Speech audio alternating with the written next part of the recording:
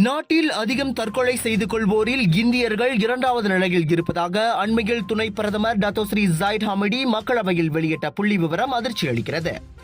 தற்கொலை சம்பவங்களுக்கு மனநல பிரச்சனையே முக்கியமான காரணமாக கருதப்படுகிறது.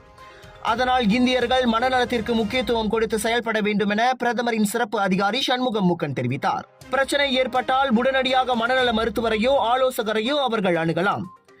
எனினும் நம்மவர்கள் பலர் இன்னும் மனநல மருத்துவரை சென்று காண்பதில் தயக்கம் காட்டுகின்றனர்.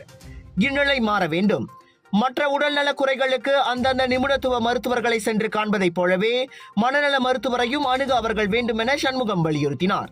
குறிப்பாக கடன் பிரச்சனை காரணமாக இந்தியர்கள் அதிகம் தற்கொலையை நாடுவது தெரிய வந்துள்ளது. அது போன்ற பிரச்சனையில் சிக்கிக் கொண்டால் பேங்க் நகாராக்கில் செயல்படும் AKPK சேவையை அவர்கள் நாடலாம். அதே சமயம் இதர வகையில் மன அழுத்தத்தை எதிர்நோக்கியுள்ளவர்கள் 155555 என்ற எண் வாயிலாக தால்யான் ஹீல் சேவையை நாடலாம். இணையத்தில் வரும் போலி அல்லது மோசடி நடவடிக்கைகளை நம்பி ஏமாறுவதை தவிர்ப்பதோடு சமூக ஊடகம் வாயிலாக பிறரை அவமானப்படுத்தும் அல்லது உணர்வுகளை தூண்டும் பகடிவதை நடவடிக்கைகளில் இந்தியர்கள் ஈடுபடக்கூடாது. மக்களின் மனநல ஆரோக்கியத்தை பேண மடானி அரசாங்கம் பல்வேறு திட்டங்கள் அல்லது நடவடிக்கைகளை மேற்கொண்டு வருகிறது. அதனை இந்தியர்கள் முழுமையாக பயன்படுத்தி பயன்பெற வேண்டும் என சண்முகம் கேட்டுக்கொண்டார்.